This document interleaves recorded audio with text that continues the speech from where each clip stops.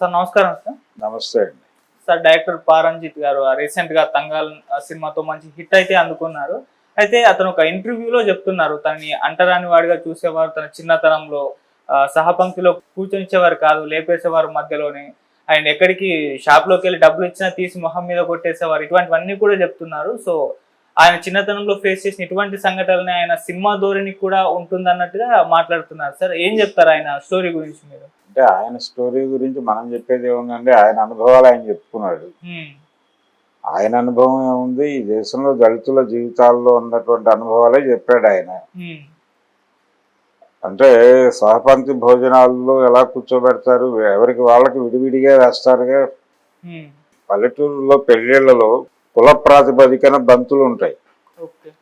అలాగే దళితుళ్ళలో పెళ్లిళ్ళు జరిగినా కానీ అగ్రకులాలకు ఒక చోట పెడతారు. ఊళ్ళో నుంచి ఎవరైనా అంటే కొంచెం ప్రామినెంట్ దళిత అంటే అక్కడ ఎవరైనా ఆర్గనైజ్ చేయగలిగిన వాడు, నలుగురిని పోగేయగలిగిన వాడు, వాడికి ఒక సామాజిక ప్రాధాన్యత ఉంటుంది. ఆ ప్రాధాన్యత ఉన్నవాడి ఇళ్ళకి వీళ్ళు భోజనాలకు వెళ్తారు. అగ్రకులాల వాళ్ళు కూడా వాళ్ళు వస్తారని వీళ్ళకి ముందే తెలుసు కాబట్టి ఒక స్పెషల్ ఏర్పాటు చేస్తారు. వాళ్ళు మామూలుగా వాళ్ళ ధోరణిలో వాళ్ళు దిక్కుమాలిన పద్ధతుల్లో నడుపుకుంటారు, కానీ వీళ్ళకి మాత్రం ఒక స్పెషల్ ఏర్పాటు ఉంటుంది. అలా ఇది జరుగుతున్నది, ఇప్పటికీ జరుగుతోంది. ఎప్పుడో కాదు, ఇప్పటికీ స్టిల్ గ్రామాల్లో జరుగుతోంది, ఇక్కడ కూడా జరుగుతోంది. కుల ప్రాతిపదికనే ఉంటుంది ఏదైనా. ఏ కులం వాళ్ళు హాజరవుతున్నారు, ఎవరి పెళ్ళి, లేకపోతే ఎవరి వ్యవహారం అనేది కుల ప్రాతిపదికను చూడటం అనేది మనకి అలవాటు అయిపోవడం మాత్రమే కాదు, అది అవసరంగా నడుస్తోంది. కులమే వర్గంగా నడుస్తున్నటువంటి సమాజంలో ఆ ఇబ్బందులు సహజంగా అందరూ ఫేస్ చేసిన వాళ్ళే ఉంటారు. ఆ ఇబ్బందులు చెప్పుకున్నాడు ఆయన. ఆ ఇబ్బందుల్లో నుంచి దీన్ని ప్రపంచం దృష్టికి తీసుకురావాలి.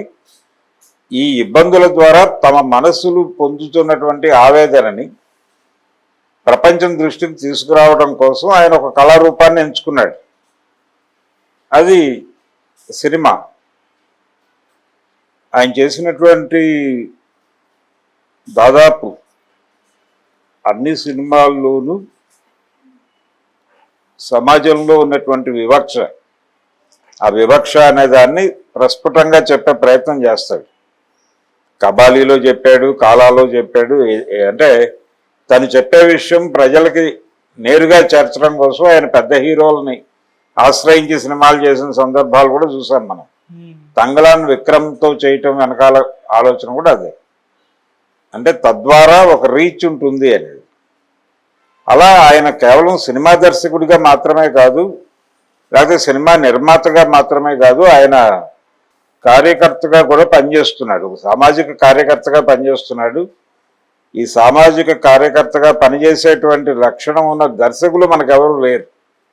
ఇతర ప్రాంతాల్లో ఉన్నారు, ఇతర భాషల్లో ఉన్నారు, కానీ తెలుగులో కనిపించరు మనకి. పారంజిత్ తమిళ్లో ఉన్నాడు, వెట్రిమారన్ ఉన్నాడు అక్కడ. అంటే దళిత జీవితాలని తెర మీద చెప్పడం అనేది తమిళ సినిమా చాలా కాలంగా చేస్తోంది, ఇప్పుడు కొత్తగా కాదు. మన దగ్గర ఆ పరిస్థితి లేదు. మన దర్శకులు వర్గస్పృహ అనే పేరుతో ఇక్కడ కుల ప్రభావాన్ని తగ్గిస్తారు, కులపరమైన అణిచివేతను తగ్గిస్తారు. అసలు కులం గురించి మాట్లాడటమే తప్పు అనేటువంటి ధోరణిలో నడుస్తుంది ఇక్కడ. ఈ క్రమంలో ప్రోగ్రెసివ్ అంటే ఒక ఎర్ర కండువా భుజాన్ని వేసుకుని ఇంటి మీద ఎర్ర జెండా ఎగరేసుకునే రచయితలు కూడా తెలుగు సినిమాల్లో యాంటీ రిజర్వేషన్ సన్నివేశాన్ని చాలా అలవోకగా తమ సినిమాలో జొప్పించినటువంటి సందర్భం మనకు తెలుసు. ఈ చదువులు మాకొద్దునో సినిమా ఉంది. ఆ సినిమాలో ఒక బ్రాహ్మడు రిజర్వేషన్ల వలన ఉద్యోగం దొరక్క వెళ్ళి ఒక చెప్పుల కొట్టులో చేరి పనిచేసుకుంటూ ఉంటాడు. షాప్కి వచ్చినటువంటి వేరే కులం అంటే దిగువ కులాల వాళ్ళ కాళ్ళు పట్టుకుని బూట్లు చెప్పులు సైజులు చూడాల్సినటువంటి పరిస్థితి ఏర్పడుతుంది. అది చాలా జాలిగా తీస్తాడు. అయ్యయ్యో ఇలాంటి మనిషి ఇలా అయిపోయాడే అని. అంటే సమాజం జాలిపడాలనుకుంటాడు ఆ రైటరు. తప్పేముంది దానిలో? వాళ్ళు చేస్తున్నప్పుడు ఏం చేయడానికి ఏముంది, ఈయన మనిషే కదా. ఈ బ్రాహ్మడు మనిషే, ఆ దళితుడు మనిషే, ఆ ఉద్యోగం పొందిన దళితుడు మనిషే. ఈ మధ్య ఒక సినిమా చూసాం మనం, కమిటీ కుర్రాళ్ళు. దాంట్లో రిజర్వేషన్ల వలన ఉద్యోగాలు రావడం లేదు పైకి వాళ్ళకి అనే ఆవేదన బలంగా ఎక్స్ప్రెస్ చేశారుగా తెర మీద. ఇది ఒక ఒక రాంగ్ నోషన్ లో జరిగేటువంటి ఆర్గ్యుమెంట్. ప్రతిభ ఉన్న వారికి ఉద్యోగాలు కరువైపోతున్నాయి రిజర్వేషన్ల వలన అని. రిజర్వేషన్లు లేకపోతే వాళ్ళ ప్రతిభ ఏమైపోవాలి? వాళ్ళు నేరుగా ఏది తెచ్చుకోలేరు కదా, కొనుక్కునే పరిస్థితి వాళ్ళకు ఉండదు. అవకాశాలు, మీకు అవకాశాలు కొనుక్కునే అవకాశం ఉంది. అందుకని కాళ్ళు ఉన్న వాళ్ళకి కాళ్ళు లేని వాళ్ళకి ఒకే లైన్ మీద నుంచోబెట్టి పోటీ పెట్టినట్టు. దీన్ని పట్టించుకోరు ఎవరు. అందుకని ఖచ్చితంగా ఈ వివక్షను ప్రశ్నించేటువంటి గళాలు ప్రతి చోట ఉండాలి. అలా ఒక్కొక్క చోట ఒక్కొక్కళ్ళు వినిపిస్తున్నారు గొంతుని. తాత్విక రంగంలో ఒకళ్ళు, కవిత్వ రంగంలో ఒకళ్ళు, సాహిత్యంలో కథలు రాస్తారు ఒకళ్ళు, లేకపోతే నవలలు రాస్తారు, సినిమాలు తీస్తారు, రాజకీయాల్లో ఉంటారు. ఇవన్నీ ఉద్యమం తాలూకా రకరకాల ముఖాలే.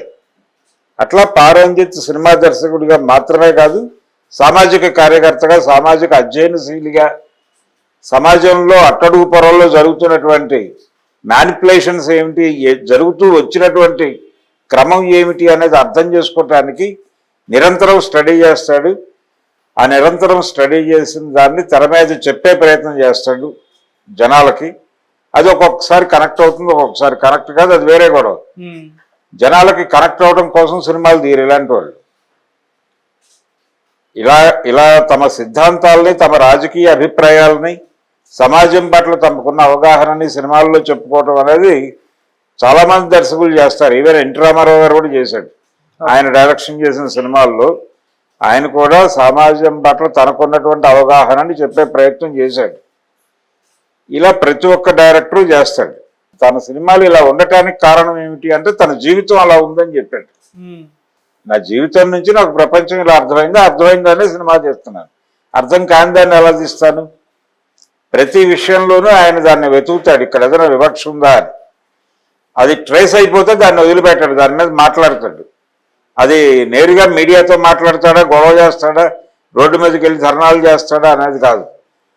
ఇంకొక ఆర్గనైజేషన్తో లేకపోతే ఇంకా దేంతోనన్నా ముడిపడి ఆ విషయాన్ని ప్రపంచానికి ఏదో రకంగా చెప్పాలనుకుంటాడు అతను. ఆ చెప్పాలనుకున్న ఫలితమే అతను తీసిన సినిమాలన్నీ. అది రజనీకాంత్తో చేసినటువంటి కాలా కబాలి ఏదైనా కావచ్చు కాక ఆయన చెప్పే టోన్లో మార్పు ఉండదు. ఆ టోన్ ప్రాపర్గానే ఉంటుంది. ఆ టోన్ ప్రాపర్గా ఉండటం అనేది ఈయనలో కనిపిస్తుంది, వెట్రిమారంలో కూడా కనిపిస్తుంది. వీళ్ళు ఒక పర్పస్గా చూస్తారు సినిమాని. సినిమా వాళ్ళకు ఒక పర్పస్, ప్రపంచానికి కాదు. అది వ్యాపారం కావచ్చు, ఇంకోటి కావచ్చు, ఇంకేదైనా కావచ్చు, కానీ వాళ్ళకి కాదు. అందుకని పారంజిత్ సినిమాలు డిఫరెంట్గా ఉంటాయి. అతను దళితుడు, అతని కష్టాలు అతనికి ఉన్నాయి, అతని బ్యాగేజ్ అతనికి ఉంది, అతని అనుభవాలు అతనికి ఉన్నాయి.